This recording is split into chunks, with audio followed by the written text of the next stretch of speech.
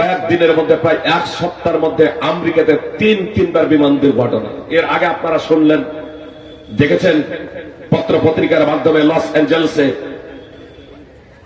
প্রথমেই 10 থেকে 12 দিন দাউ দাউ করে আগুন জ্বলেছে, ঘর বাড়ি দালান কোঠা সব পুড়ে ছারখার, কোটি কোটি বিলিয়ন ডলার ক্ষতি হয়েছে, অনেক মানুষ নিহত হয়েছে।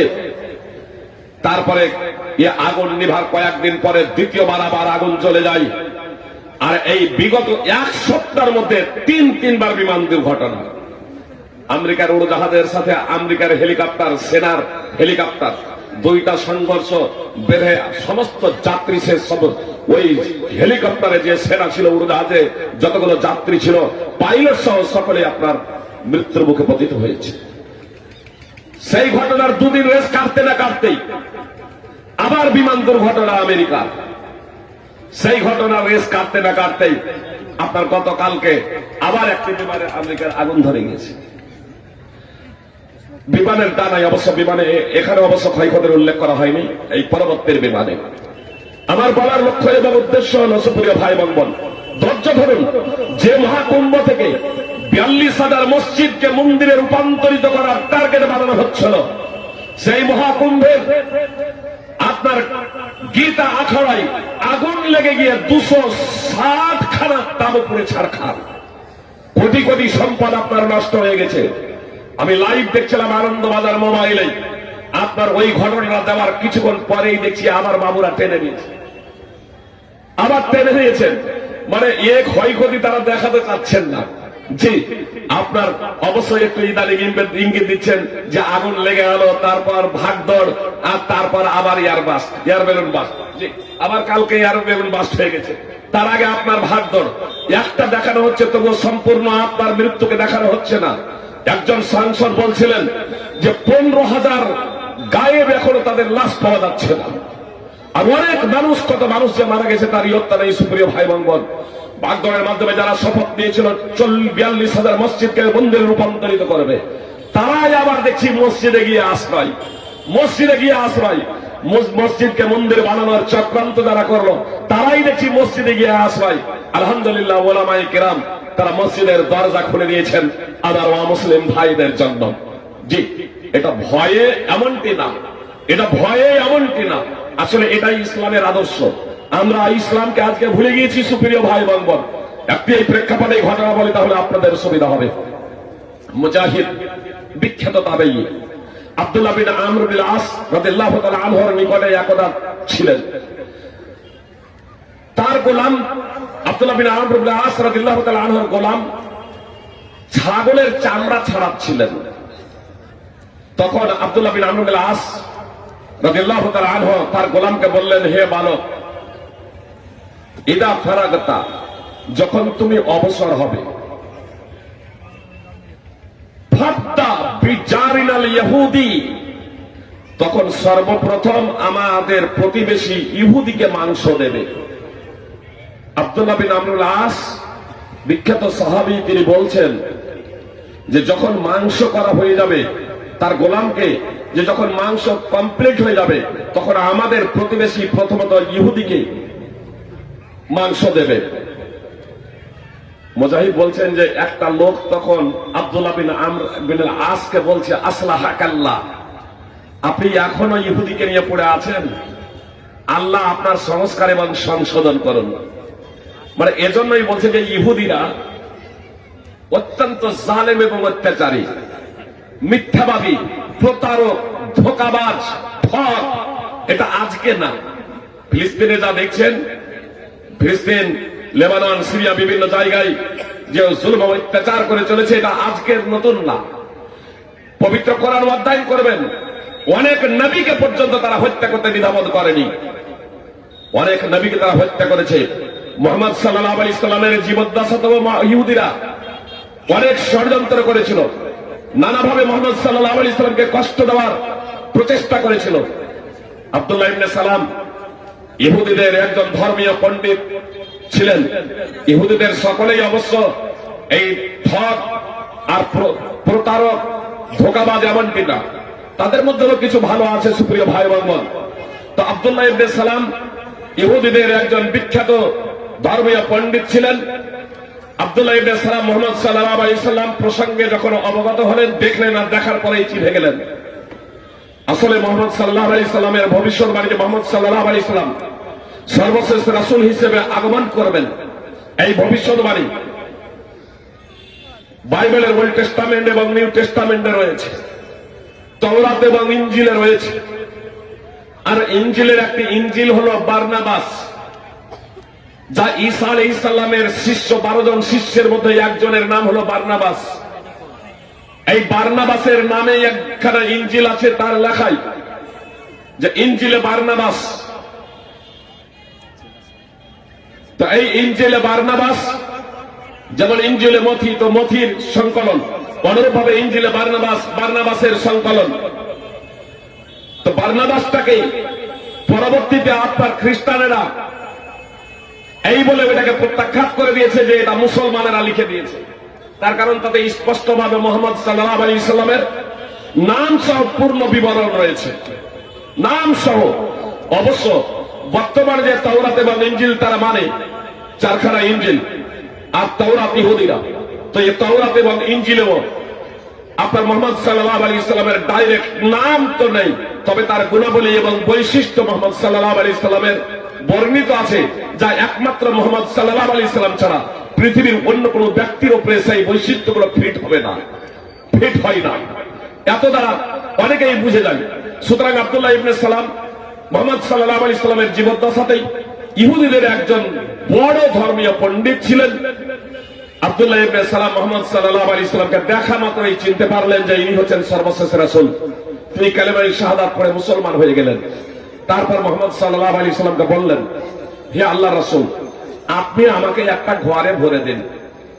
আমার কথা যদি ইহুদিরা এখনই জেনে নেয় যে আমি মুসলমান হয়ে গেছি, তাহলে আমাকে তারা গালমন্দ করবে, আমার ব্যাপারে তারা নানা ধরনের প্রতারণা করবে, বিভ্রান্তি ছড়াবে।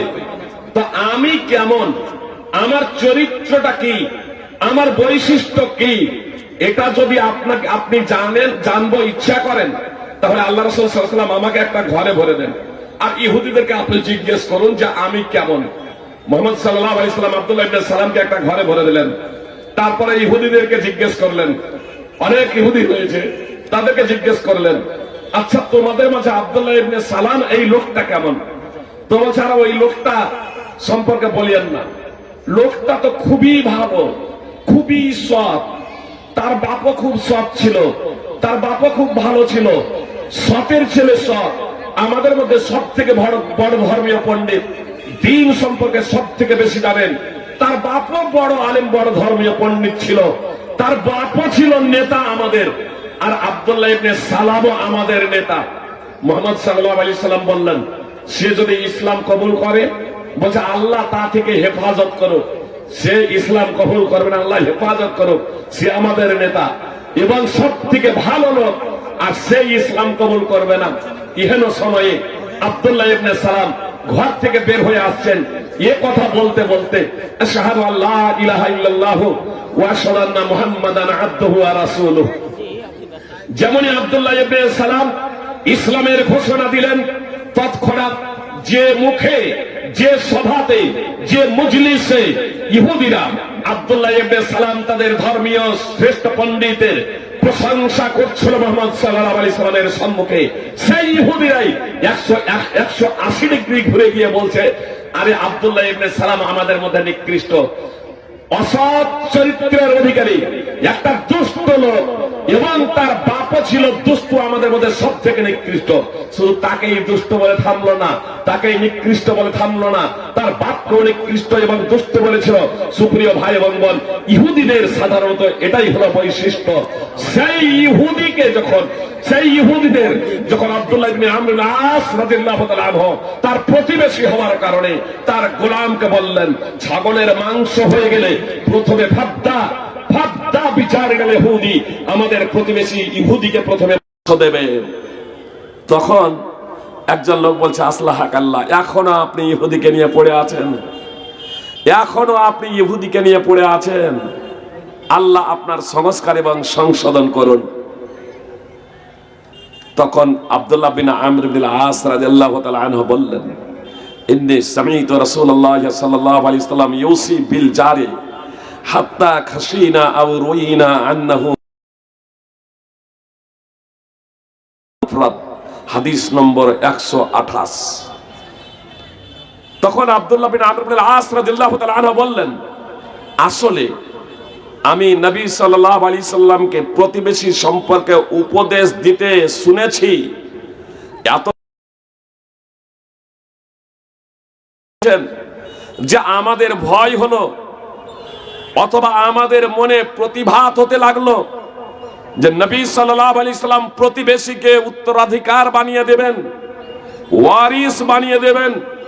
সুপ্রিয় ভাই বোন, আব্দুল্লাহ বিন আমর বিন আস রাদিয়াল্লাহু তাআলা আনহু প্রতিবেশী ইহুদির যে একজন ইহুদি খাদেমে রাসূল অসুস্থ হলে মুহাম্মদ সাল্লাল্লাহু আলাইহি সাল্লাম তাকে দেখতে যান। রাসূল সাল্লাল্লাহু আলাইহি সাল্লাম ওই ইহুদি কে দেখতে গিয়ে ইসলামের দাওয়াত দিলেন। অসুস্থ ব্যক্তি কে দেখতে গিয়ে, অসুস্থ ছেলেকে দেখতে গিয়ে ইসলামের দাওয়াত দিচ্ছেন, আল্লাহ তাআলার দিকে আহ্বান জানাচ্ছেন। তার পাশেই তার পিতাও বসে আছে, সেই ছেলেটির পিতাও তার মাথার নিকটেই বসে আছে। মুহাম্মদ সাল্লাম যখন শয্যায় শায়িত ওই ইহুদি ছেলেটিকে যখন দাওয়াত যখন দিচ্ছেন, ইসলামের আল্লাহর দিকে যখন আহ্বান করছেন, তখন ছেলেটি তার পিতার দিকে তাকাচ্ছে। তার পিতা ইহুদি, তার পিতার দিকে তাকাচ্ছে। তার পিতা বলছে, আতি আবুল কাসিম। মুহাম্মদ সাল্লাল্লাহু আলাইহি সাল্লামের উপাধি হলো আবুল কাসিম। মুশরিক অসুস্থ হলে তাকে দেখতে যাওয়ার অনুচ্ছেদ। সুপ্রিয় ভাই বোন, সে ছিল ইহুদি, কিন্তু এখানে মুশরিক বলেন, অর্থাৎ সে ইহুদি। এই দুনিয়াতেও আপনি মাথা উঁচু করে চলতে পারবেন, আর আখিরাতেও সফল হবেন এবং বিজয়ী হবেন। সুপ্রিয় ভাই বোন, সুতরাং আপনার মহাকুম্ভ থেকে সূর্যকে বগলে চেপে ধরে নিত, জি, সূর্যকে বগলে চেপে ধরে নিত, পাহাড়কে উঠিয়ে নিত, তারা উঠতে পারত। অথচ 500 আর 1000 বছর আগে মসজিদে আমরাই হব সর্বের সেরা। আপনার স্পষ্ট ভাবে বলি, রাম মন্দির। সুপ্রিয় ভাই বোন, বরং আমি তো বলবো, শত্রুকেও আপনি মিত্র বানিয়ে নিন, শত্রুকেও আপনি বন্ধু বানিয়ে নিন। আসুন, শুধু কারণে তাকে নির্মম ভাবে হত্যা করা হয়েছে, চোখ উপড়ে নেওয়া হয়েছে, হত্যা করা হয়েছে, চোখকে উপড়ে নেওয়া হয়েছে। আমি আপাতত বলি, যে হিন্দু রাষ্ট্র কায়েম করতে চাচ্ছে কিছু ভাই, সেই আহ্বান জানানো হয় নাই, উদ্বোধনী অনুষ্ঠানে আহ্বান জানানো হয় নাই। কেন জানেন? ক্ষত্রিয় ঈশ্বরের বাহু থেকে, বৈশ্য ঈশ্বরের উরু থেকে এবং শূদ্র ঈশ্বরের পাতা, এর জন্য মন্ত্র পর্যন্ত রচনা করা হয়েছে। মনুসংহিতার 9ম অধ্যায়ের 317 নম্বর মন্ত্র, অবিদ্যাংশ রচিত। আসলে এটা বিশ্ববিধাতার বিধান হতে পারে না। আর বিশ্ববিধাতার বিধান তো হলো একটাই, ইহুদি এবং খ্রিস্টানদের দাবি খণ্ডন করত। আল্লাহ আয়াত অবতীর্ণ করেছেন, মা কানা ইব্রাহিম ইয়াহুদিয়্যা ওয়ালা নাসরানিয়্যা ওয়ালাকিন কানা হানিফাম মুসলিমা ওয়া মা কানা মিনাল মুশরিকিন। ইব্রাহিম আলাইহিস সালাম ইহুদি ছিল না, ইব্রাহিম আলাইহিস সালাম খ্রিস্টান ছিল না, সে একনিষ্ঠ মুসলিম ছিল, সে মুশরিকদের অন্তর্ভুক্ত ছিল না। সূরা আলে ইমরান 3 নম্বর সূরার 67 নম্বর আয়াত। এর দ্বারা স্পষ্ট হয়ে গেল যে পৃথিবীর সিংহভাগ মানুষ যাকে রাসূল বলে আখ্যায়িত করেন, সেই ইব্রাহিম আলাইহিস সালাম তিনি ইহুদি ছিলেন না, তিনি খ্রিস্টান ছিলেন না, তিনি মুশরিকদের অন্তর্ভুক্ত ছিলেন না, অর্থাৎ তিনি অমুসলিম ছিলেন না, তিনি ছিলেন একনিষ্ঠ মুসলিম। এক কথায় পৃথিবীতে যত নবী রাসূল এসেছিলেন সকলেই মুসলিম ছিলেন, মুসলমান ছিলেন। সুপ্রিয় ভাই বোন, আরবি শব্দ হলো মুসলিম, ফার্সি শব্দ হলো মুসলমান, আর উর্দু শব্দ হলো মুসলমান। এটা সত্তাগত নাম নয়, এটা গুণগত নাম, বৈশিষ্ট্যগত নাম। আমরা মুসলিম ঘরে জন্মগ্রহণ করেছি, আজীবন মুসলমান থাকবো। আমার আকীদা বিশ্বাস যাই হোক না কেন, আমার কৃষ্টি কালচার যাই হোক না কেন, আমার আচার ব্যবহার যাই হোক না কেন, এটা মূলত ইসলামী আকীদা না, এটা ইসলাম না। সুপ্রিয় ভাই এবং বোন, আজকে আমরা এই ইসলামী আকীদা সম্পর্কে তথা ইসলাম সম্পর্কে অজ্ঞতার কারণে, ইসলাম সম্পর্কে অজ্ঞতার কারণে আমরা অনইসলামিক আকীদা পোষণ করে বসেছি। মুসলিম ঘরে জন্মেছি, আজীবন মুসলমান। আকীদার কোনো আমাদের বালাই নাই, আকীদার কোনো ধারি না। এজন্য আপনাদেরকে বলবো অবশ্যই ইসলাম কি এটা জানুন, ইসলাম কি এটা বুঝুন সুপ্রিয় ভাই বোন, এবং সাথে সাথে তা বাস্তবায়ন করুন। আল্লাহ তাআলা বলেন ওয়াল মুমিনুনা ওয়াল মুমিনাতু বা'দুহুম আউলিয়াউ বা'দ ইয়ামুরুনা বিল মা'রুফ ওয়া ইয়ানহাউনা আনিল মুনকার। প্রশ্ন লেখার প্রয়োজন নেই, শেখ সাহেব আছেন, বুঝতে পেরেছেন? আর যদি প্রশ্নের জবাব দিতে হয় তাহলে এখনই আমাকে এখানে বক্তব্য স্টপ করতে হবে। কি বলছেন? প্রশ্নের জবাব দিতে হলে বক্তব্য রাখা যাবে না, আর বক্তব্য দিলে প্রশ্নের জবাব দেওয়া যাবে না। তার কারণ টোটাল আমি 1 ঘন্টা রাখবো। আমার পরে পরেই যে সমস্ত আমার মেয়েরা ফারিগা হচ্ছেন, সম্ভবত তাই ফারিগা হচ্ছেন, আলেমা হচ্ছেন, তাদেরকে সনদ প্রদান করা হবে। জি, তাদেরকে সনদ প্রদান করা হবে আমার বক্তব্যের পরে পরে। জি, তো এজন্য আমিও বিলম্ব করতে চাচ্ছি না। আর আমিও আজকে প্রোগ্রামে আসলে ছুটিই চেয়েছিলাম, তার কারণ আমাকে আজকেই আবার প্রায় 300 কিলোমিটার যেতে হবে। আর 300 কিলোমিটার গিয়ে আজকে তো এলাম ধুলিয়ান থেকে, 300 কিলোমিটার গিয়ে আবার কালকেই আজিমগঞ্জে পৌঁছাতে হবে 7টার মধ্যে রাত্রি, আবার 300 কিলোমিটার ব্যাক। বুঝতে পেরেছেন? বুঝছেন? তো এজন্য এত লম্বা সফর, নেপালে প্রোগ্রাম আছে 7 তারিখে, মনে হয় যে সেটা ছুটেই নিতে হবে। এমার্জেন্সি কারণে 300 কিলোমিটার সফরে যেতে হচ্ছে। আসলে নিজের ছেলে সেখানে রয়েছে, ছেলে দর কমপ্লিট করলো, বিদায় এই অনুষ্ঠানের সাথে ছেলেরও সনদ প্রদান আছে, অন্যথায় আমি আগামী কালকে যেতাম। তো যাই হোক সুপ্রিয় ভাই বোন, আমি কি বলছিলাম আপনাদের, যে সমস্ত ভাইরা এখনো বিভিন্ন জায়গায় বসে আছেন তাদেরকে বলবো যে আপনারা আসুন, আসুন বক্তব্য শুনুন। আমি আপনাদের সম্মুখে যে আয়াত, যে আল্লাহ তাআলা বলেন ওয়াল মুমিনুনা ওয়াল মুমিনাতু বা'দুহুম আউলিয়াউ বা'দ ইয়ামুরুনা বিল মা'রুফ ওয়া ইয়ানহাউনা আনিল মুনকার ওয়া ইয়াকিমুনাস সালাতা ওয়া ইউতুনাস যাকাত ওয়া ইউতিউনা আল্লাহা ওয়া রাসূলাহু উলাইকা সায়ারহামুহুমুল্লাহ ইন্নাল্লাহা আসিজুন হাকীম। সূরা তাওবা 9 নম্বর সূরার 71 নম্বর আয়াত। আল্লাহ তাআলা বলেন মুমিন পুরুষ ও মুমিন নারী একে অপরের বন্ধু, অর্থাৎ মুমিন পুরুষরা, ঈমানদার পুরুষরা, মুসলমান পুরুষরা একে অপরের সহযোগী, একে অপরের বন্ধু, আর মেয়েরা একে অপরের সহযোগী, একে অপরের সহেলি, একে অপরের বান্ধবী। সুপ্রিয় ভাই বোন, আল্লাহ তাআলা পুরুষ মুসলমান এবং পুরুষ মহিলা উভয়ের জন্যই আল্লাহ তাআলা বলছেন, পুরুষ মুসলমান এবং পুরুষ মহিলা উভয়ের জন্যই আল্লাহ তাআলা বলছেন তারা সৎ কাজের আদেশ করবে, অসৎ কাজে বাধা দেবে। সৎ কাজের আদেশ এবং অসৎ কাজে বাধা এটা শুধু পুরুষদের জন্য নয়, এটা মহিলাদের জন্য। পুরুষদের জন্যও বলছেন, মহিলাদের জন্যও বলছেন। ওয়া ইয়াকিমুনাস সালাতা ওয়া ইউতুনাস যাকাত, সালাত কায়েম করবে, নামাজ আদায় করবে এবং যাকাত দেবে। পুরুষরাও নামাজ পড়বে, মহিলারাও নামাজ পড়বে। পুরুষরাও নামাজ পড়বে, মহিলারাও নামাজ পড়বে। পুরুষরাও যাকাত দেবে, মহিলারাও যাকাত দেবে। মানে কোন মহিলার যদি ন্যূনতম 7.5 ভরি সোনা থাকে তাহলে তার উপরে যাকাত ফরজ। কোন মহিলার যদি এককভাবে 7.5 ভরি সোনা থাকে তাহলে সেই মহিলার উপরে যাকাত ফরজ।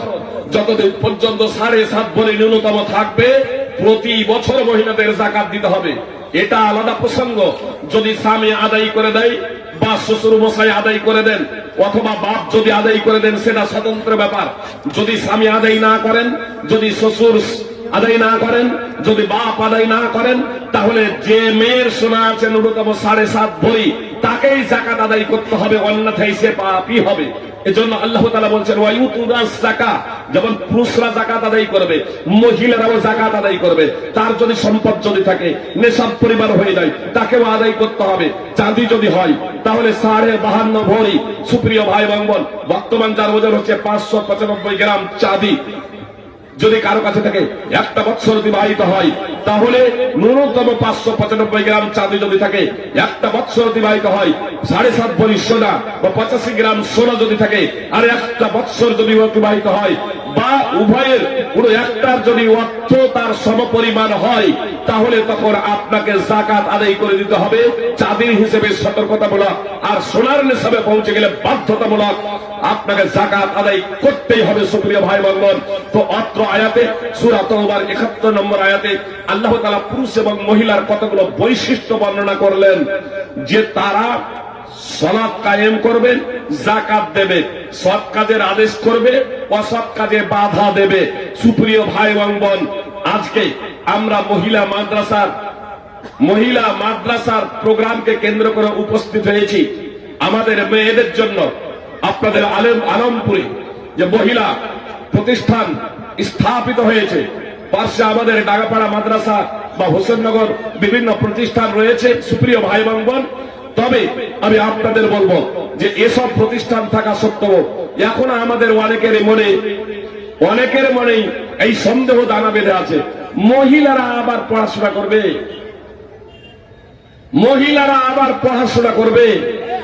মহিলাদের পড়াশোনা করে কি হবে? সুপ্রিয় ভাই বোন, আমি বলবো আসলে এরা কোরআনকে যথার্থভাবে বুঝারই প্রচেষ্টা করেনি, আর না হাদিসকে যথার্থভাবে বোঝার প্রচেষ্টা করেছে। সুপ্রিয় ভাই বোন, পবিত্র কোরআনের যদি শুধুমাত্র এই আয়াতটাই থাকতো তাহলে মহিলাদের জন্য আপনার জ্ঞানার্জন করা অপরিহার্য হয়ে যেত। কেন? আপনার কিছু যদি করতে হয়, কিছু যদি বলতে হয়, আগে আপনাকে শিখতে হবে। সুতরাং আল্লাহ তাআলা পবিত্র কোরআনে বলেছেন, ফা'লাম আন্নাহু লা ইলাহা ইল্লাল্লাহ, জেনে রাখো আল্লাহ ছাড়া সত্য কোনো উপাস্য নেই। ইমাম বুখারী রাহিমাহুল্লাহ অত্র আয়াতকে কেন্দ্র করে একটা অনুচ্ছেদ রচনা করেছেন, বাবুল ইলমে কাবলাল কওলি ওয়াল আমাল, বলা এবং আমল করার আগে জানার অধ্যায়। তো মহিলারা যে নামাজ পড়বে, মহিলারা যে যাকাত দেবে, সৎ কাজের আদেশ করবে, অসৎ কাজে বাধা দেবে, আল্লাহ তাআলা মহিলাদের জন্য এই গুণাবলীগুলো বর্ণনা করলেন। তো তারা কি না জেনে শুনে এগুলো করতে শুরু করবে? না, তাদেরকে জানতে হবে, তাহলে তাদেরকে শিখতে হবে। সুপ্রিয় ভাই বোন, এজন্য রাসূল সাল্লাল্লাহু আলাইহি সাল্লাম বলেছেন, তালাবুল ইলমি ফারিদাতুন আলা কুল্লি মুসলিম, সহিহুল জামি হাদিস নম্বর 3913 প্রত্যেক মুসলিমের জন্য জ্ঞান অর্জন করা অপরিহার্য কর্তব্য। হোক সে পুরুষ অথবা মহিলা, প্রত্যেকেই শিখতেই হবে, ততটা জ্ঞান অর্জন করতেই হবে যতটা দৈনন্দিন জীবনে তার জন্য অপরিহার্য কর্তব্য। সুপ্রিয় ভাই বোন, পুরুষ হোক অথবা মহিলা, আমাদেরকে জানতেই হবে। সুপ্রিয় ভাই বোন, ইমাম বুখারী রাহিমাহুল্লাহ 3টি অনুচ্ছেদ রচনা করেছেন স্পেশাল ভাবে মহিলাদের শিক্ষা দেওয়ার জন্য। সহিহ বুখারী অধ্যয়ন করবেন, শাইখুল হাদিস বসে আছেন, জিজ্ঞেস করবেন। ইমাম বুখারী রাহিমাহুল্লাহ 3টি অনুচ্ছেদ রচনা করেছেন শুধু মেয়েদেরকে প্রশিক্ষণ দেওয়ার জন্য, মেয়েদেরকে শিক্ষা দেওয়ার জন্য। সহিহ বুখারী হাদিস নম্বর 97 এবং 98, হাদিস নম্বর 97 কে কেন্দ্র করে একটা অনুচ্ছেদ রচনা করেছেন, হাদিস নম্বর 98 কে কেন্দ্র করে একটা অনুচ্ছেদ রচনা করেছেন। অনুরূপ ভাবে 101 নম্বর হাদিসকে কেন্দ্র করে একটা অনুচ্ছেদ রচনা করেছেন। শুধু মহিলাদের জন্য ইমাম বুখারী সহিহ বুখারীতে 3টি পৃথক ভাবে অনুচ্ছেদ রচনা করলেন। কেন? মহিলাদের যদি শিক্ষার প্রয়োজন না হয়, আজকে আমরা যারা কেউ কেউ বলছি, সুপ্রিয় ভাই এবং বোন, তো ইমাম বুখারী রাহিমাহুল্লাহ তিনি তখন অনুচ্ছেদ রচনা করলেন আর হাদিস পেশ করছেন, হাদিস বর্ণনা করছেন। হাদিসকে সামনে রেখে ইমাম বুখারী 3টি অনুচ্ছেদ রচনা করছেন মহিলাদেরকে শিক্ষা দেওয়ার জন্য, মহিলাদেরকে প্রশিক্ষণ দেওয়ার জন্য, মহিলাদেরকে জ্ঞান দেওয়ার জন্য। সুপ্রিয় ভাই এবং বোন, যদি সহিহ বুখারী 7310 নম্বর হাদিস, আপনার এই হাদিস বুখারী এবং মুসলিম উভয় জায়গাতেই রয়েছে, যদি সহিহ বুখারীর 7310 নম্বর হাদিসকে কেন্দ্র করে ইমাম বুখারী যে অনুচ্ছেদ রচনা করেছেন সেই অনুচ্ছেদটাই থাকতো, তাহলেও মেয়েদের জন্য শিক্ষার ব্যাপারে কারো সন্দেহ করার অবকাশ ছিল না যে মেয়েরা শিখতে পারে কি পারে না। তার কারণ 7310 নম্বর হাদিসকে কেন্দ্র করে ইমাম বুখারী রাহিমাহুল্লাহ একটি অনুচ্ছেদ রচনা করেছেন যে আল্লাহর রাসূল সাল্লাল্লাহু আলাইহি সাল্লাম তার উম্মতের পুরুষ এবং মহিলাকে শিক্ষা দিয়েছেন আল্লাহ যা তাকে শিক্ষা দিয়েছিলেন, কোন মতামত ও দৃষ্টান্ত উপস্থাপন ছাড়াই পুরুষ এবং মহিলাকে শিক্ষা দিয়েছেন আল্লাহ যা মুহাম্মদ সাল্লাল্লাহু আলাইহি সাল্লামকে শিক্ষা দিয়েছিলেন। কোন দৃষ্টান্ত মতামত উপস্থাপন ছাড়াই যদি এই অনুচ্ছেদটা ৭৩১০ নম্বর হাদিসকে কেন্দ্র করে ইমাম বুখারী যে অনুচ্ছেদ রচনা করেছেন, এই অনুচ্ছেদটাই যদি থাকতো তাহলে আমাদের কারো বুঝতে সমস্যা হতো না। পুরুষ এবং মহিলা উভয়ই দিন শিখত, সুপ্রিয় ভাই এবং বোন। কিন্তু তারপরে ইমাম বুখারী রাহিমাহুল্লাহ কিতাবুল ইলমে তিনটি হাদিস এবং নিয়ে আসেন এবং তিনটি অনুচ্ছেদ রচনা করছেন পৃথকভাবে মহিলাদের শিক্ষার জন্য। এত দ্বারা স্পষ্ট যে যারা বলে মহিলাদের শিক্ষা দেওয়া যাবে না, আসলে ইসলামের গভীরতাই কেন, ইসলামের সাধারণ জায়গাতেও তারা হয়তো প্রবেশ করেননি অথবা ভুলে গিয়েছেন। আমি বলবো বরং ভুলে গিয়েছেন। তার কারণ কিছু কিছু বড় বড় আলেমরাও বলে থাকেন মেয়েদের শিক্ষা দিয়ে কি হবে। আরে মেয়েদের শিক্ষা দিয়ে কি হবে মানে, আজকে যে ৯৫% বেনামাজি দেখছেন, আমি যখন ঢুকছিলাম গাড়ি নিয়ে তখনই কোন ভাই বক্তব্য রাখছিলেন, যদি এখানে বাদ্যযন্ত্র হতো, নাচ গান হতো, তাহলে প্রচুর লোকজনের সমাগম হতো। কি লোকজন নেই কেন এ কথা বলছিলেন। আলহামদুলিল্লাহ আপনারা ডাকে সাড়া দিয়েছেন। আমার বলার লক্ষ্য এবং উদ্দেশ্য হলো যে সুপ্রিয় ভাই এবং বোন, যে কোরআন হাদিস শুনতে আসবে কেন, যে কোরআন হাদিসের ফুলকি, কোরআন হাদিসের ফুলকি থাকবে অন্তরে, তবেই তো ঈমান থাকবে, তবেই তো।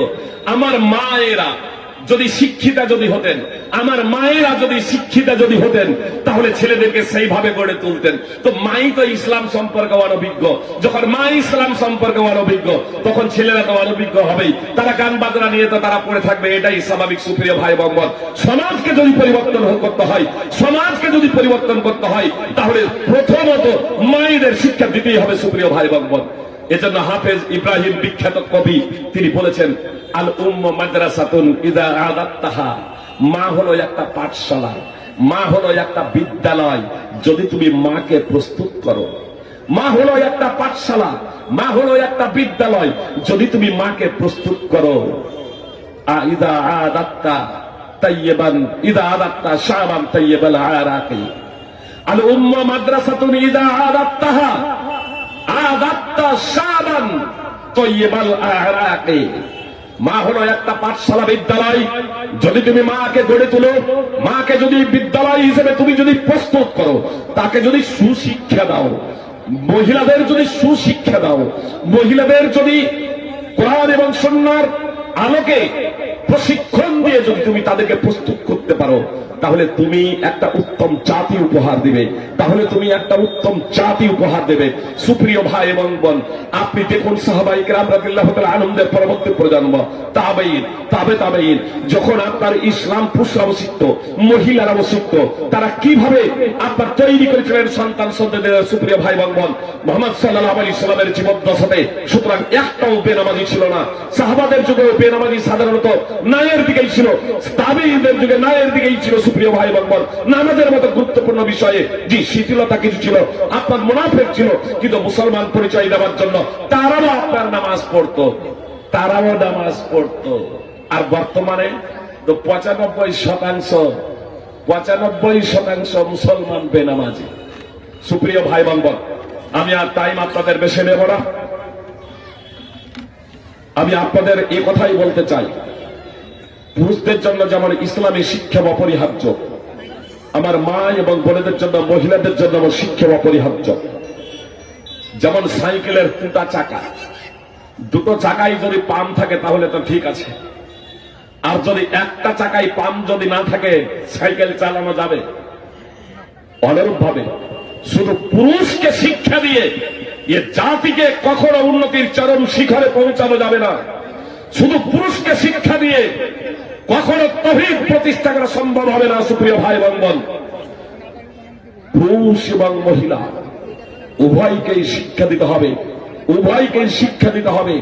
আর এরই মাধ্যমে আমাদের যে ভবিষ্যৎ প্রজন্ম তৈরি হবে, এই ভবিষ্যৎ প্রজন্মগুলো কালেমাদারি হবে, তৌহিদ পন্থী হবে, মুহাম্মদ সাল্লাল্লাহু আলাইহি সাল্লামের আদর্শে আদর্শিত হবে। এজন্য আপনাদের কাছে আমি বিনীত অনুরোধ রাখব যে আসুন আমরা আমাদের মেয়েদেরকে অবশ্যই ইসলামী প্রতিষ্ঠানে আমরা শিখতে দেব। সুপ্রিয় ভাই এবং বোন, যতগুলো ইসলামী প্রতিষ্ঠান আমার বোনেদের জন্য আছে, আমি মনে করি এই সব প্রতিষ্ঠান এখনো যথেষ্ট নয়, এই সব প্রতিষ্ঠান যথেষ্ট নয়।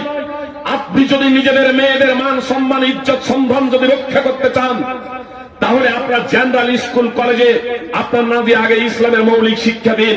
সুপ্রিয় ভাই বোন, আমি ডাক্তার বানাতে নিষেধ করছি না, উচ্চ শিক্ষা দিতে নিষেধ করছি না, কিন্তু যদি আপনার তৌহিদি চেতনা যদি না থাকে, ইমানি চেতনা যদি না থাকে, তাহলে আপনার উপস্থিতিতেই, আপনার জীবদ্দশাতেই মেয়ে যে কাণ্ড ঘটাবে, আপনি তখন বলবেন এ ধরনের মেয়ের আমি মুখ দেখতে চাই না, এটা আমার মেয়ে না, ত্যায্য পুত্রী করছি। কি কত বাবাকে দেখলাম, আজকেও ফোন করেছিলেন একজন, বলছে মেয়েকে আমি ত্যায্য পুত্রী করছি। আমি বললাম ত্যায্য পুত্রী করলে বললেই হলো, তুমি যদি নিজেকে মুসলমান বলো আর তুমি যদি নিজেকে ভারতীয় বলো, তাহলে এটা সম্ভব না। জি, ভারতীয় আইনে তুমি ত্যায্য পুত্র পুত্রী করতে পারো না, আর শরীয়তে পারো না, শরীয়তের দৃষ্টিতেও পারো না। সুপ্রিয় ভাই বোন, এজন্য সময় থাকতেই আমাদেরকে সুযোগের সদ্ব্যবহার করতে হবে। সুপ্রিয় ভাই এবং বোন, আসুন আমরা পবিত্র কোরআন এবং সুন্নাহ জানি এবং তা বাস্তবায়ন করি। আলমপুর মাদ্রাসা মহিলা যে প্রতিষ্ঠিত হয়েছে, আলহামদুলিল্লাহ, আপনাদের সকলের প্রচেষ্টা, আপনাদের সকলের দোয়া, আপনাদের সাহায্য সহযোগিতা, আমি বলবো আপনারা আপনাদের দানের হাতকে আরো উন্মুক্ত ভাবে বাড়িয়ে দেবেন।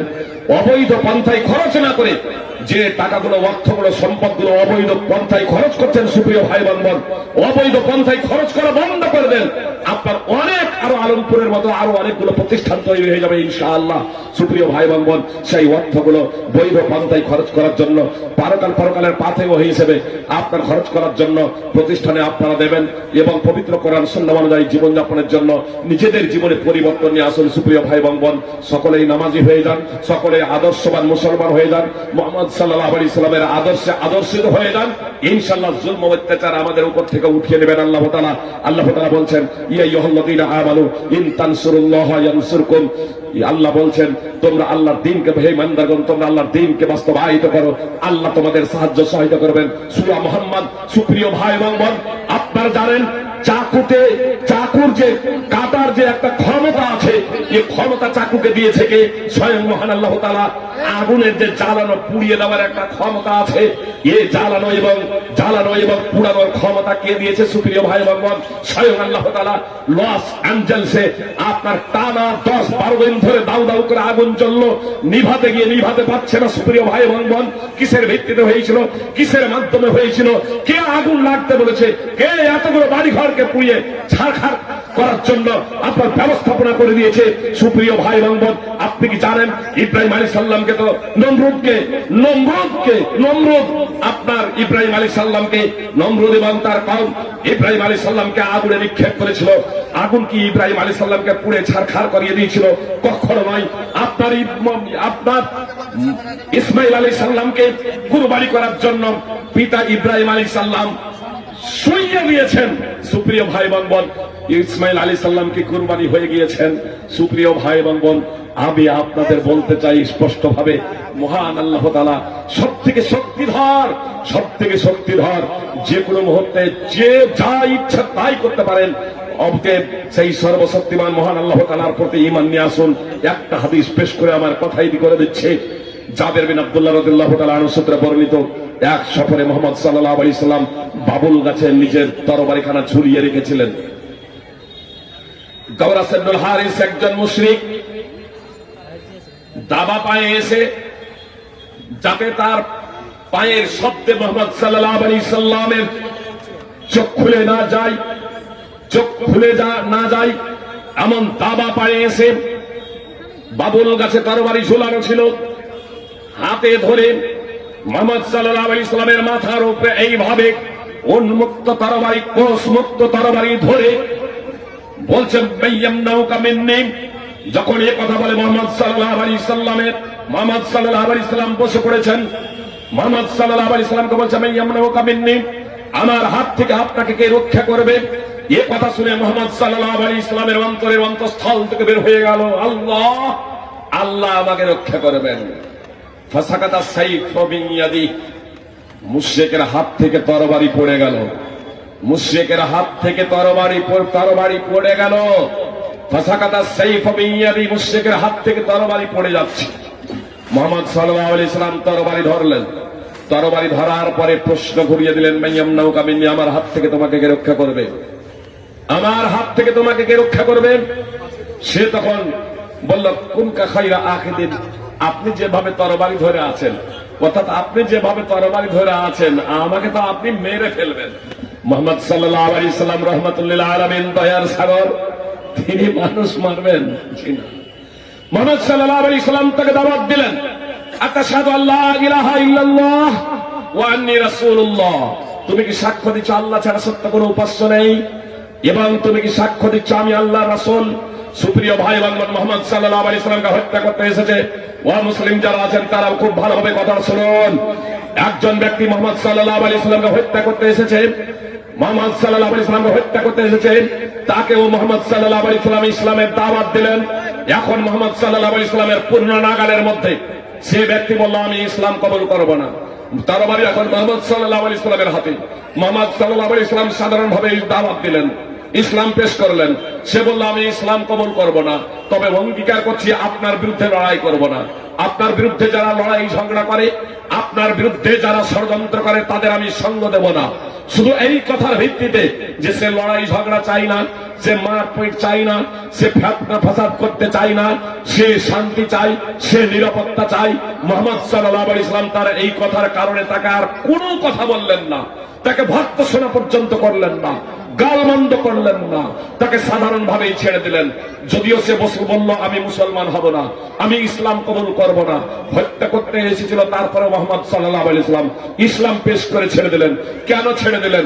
বলপূর্বক কাউকে মুসলমান বানানো এটা ইসলামের পরিপন্থী।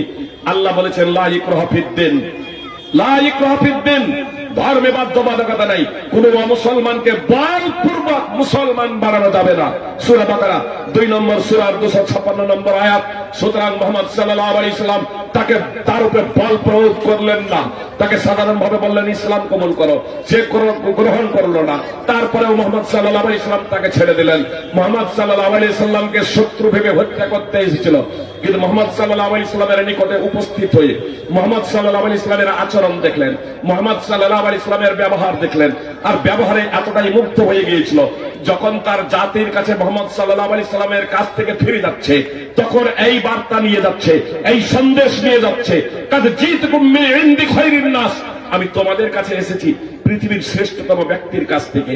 মুহাম্মদ হয়ে গেলেন, মুহাম্মদ সাল্লাল্লাহু আলাইহি ওয়াসাল্লাম হয়ে গেলেন তার নিকটে যে একটু আগেই শত্রু ভেবে হত্যা করতে এসেছিল, যে মুহাম্মদ সাল্লাল্লাহু আলাইহি ওয়াসাল্লাম হলেন পৃথিবীর শ্রেষ্ঠতম ব্যক্তি।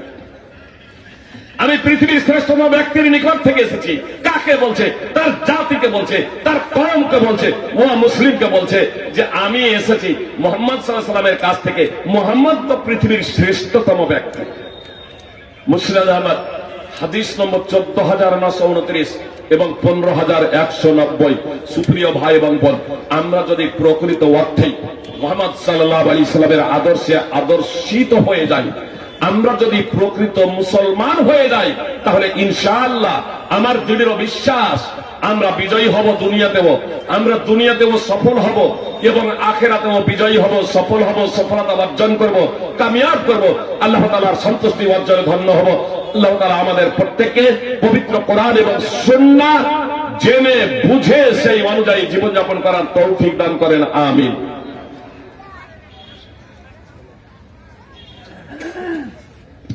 আসসালামু আলাইকুম ওয়া রাহমাতুল্লাহি ওয়া বারাকাতুহু। প্রশ্নটা কারেন্ট আসসালামু আলাইকুম। বর্তমানের সঙ্গে সম্পর্কিত ছিল।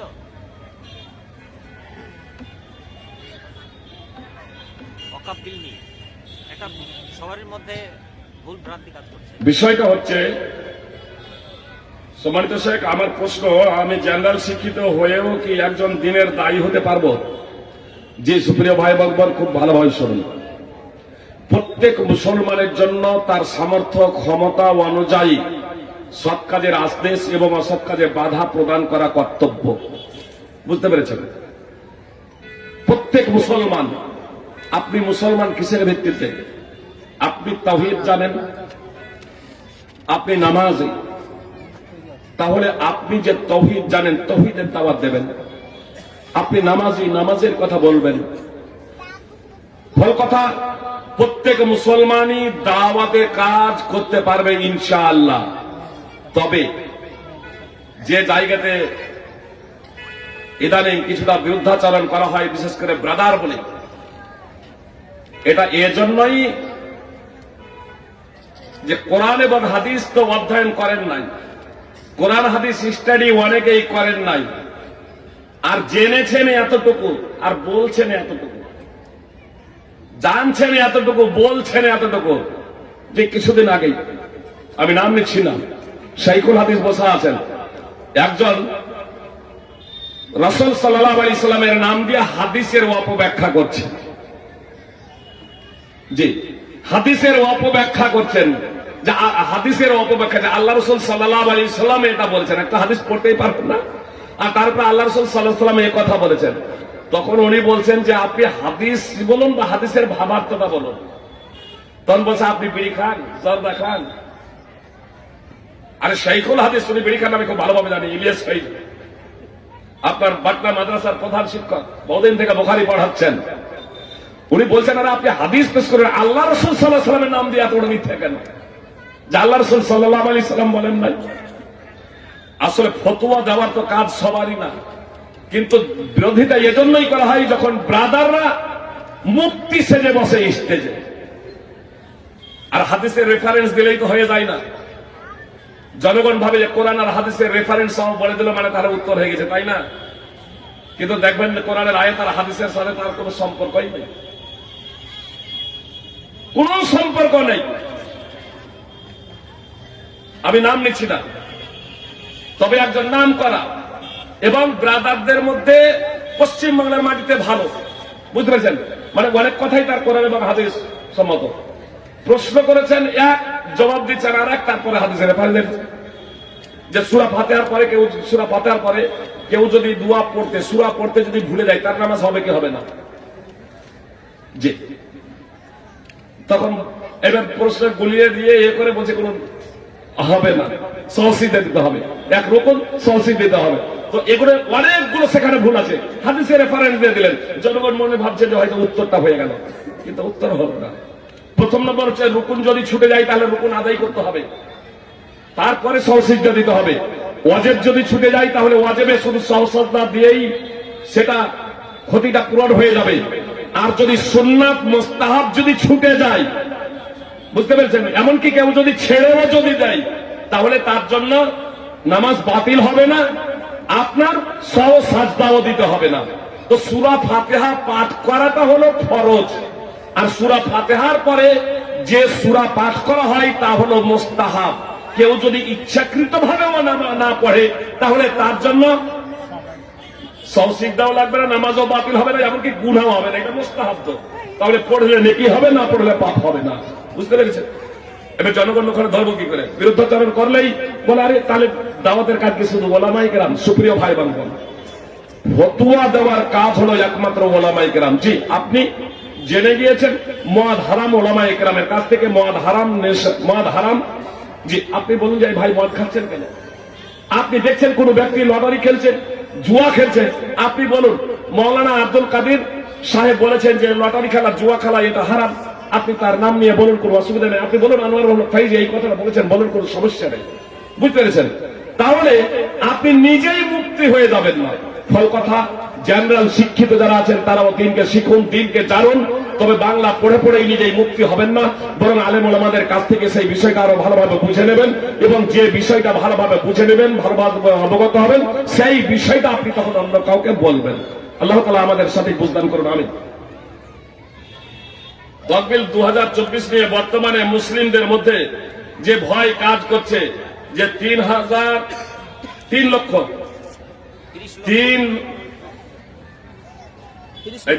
লিখেছেন, 30 লক্ষ লিখেছেন, 3 লক্ষ বা 30 লক্ষ, হ্যাঁ একটা মতান্তর চলছে, 3 লক্ষ বা 30 লক্ষ মসজিদ ভাঙা পড়বে। আপনার মতামত? সুপ্রিয় ভাই বোন, আমি আগেই আপনাদের বললাম,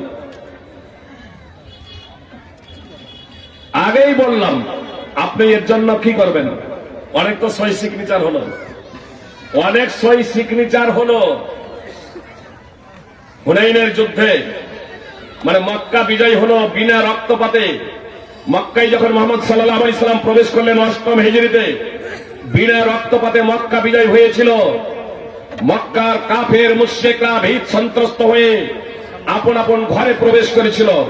মোহাম্মদ সাল্লাল্লাহু আলাইহি সাল্লাম মক্কায় বিজয়ের রূপে প্রবেশ হয়ে ক্ষমার দৃষ্টান্ত স্থাপন করেছিলেন। বলেছিলেন, লা তাসরিবা আলাইকুমুল ইয়াউম, আজকে তোমাদের কাউকে ভর্ৎসনা করা হচ্ছে না, কাউকে গালমন্দ করেননি, কাউকে ভর্ৎসনা করেননি, কাউকে শাস্তি দেননি, সবাইকে ক্ষমা করে দিয়েছিলেন মোহাম্মদ সাল্লাল্লাহু আলাইহি সাল্লাম। পরিণতি কি হয়েছিল?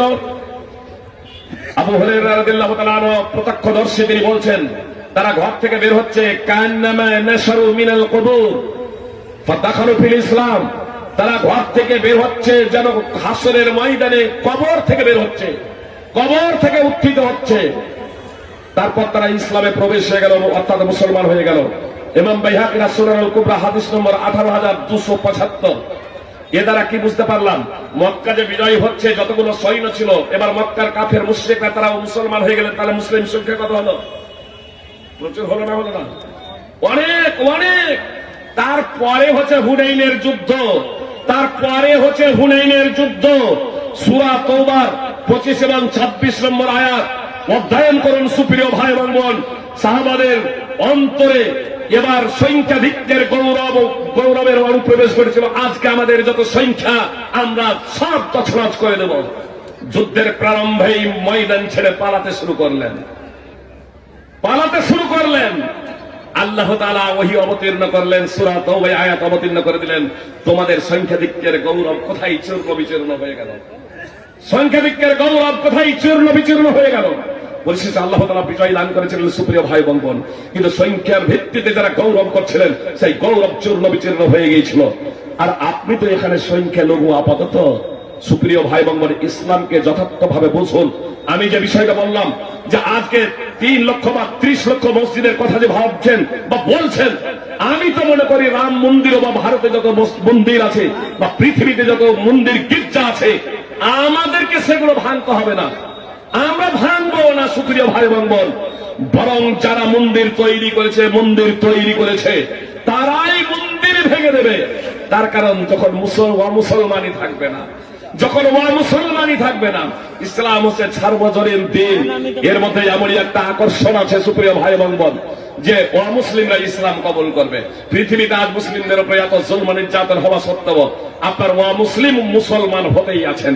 কোটিপতি, বিলিয়ন ডলার থেকে নিয়ে শীর্ষস্থানীয় ধর্মযাজক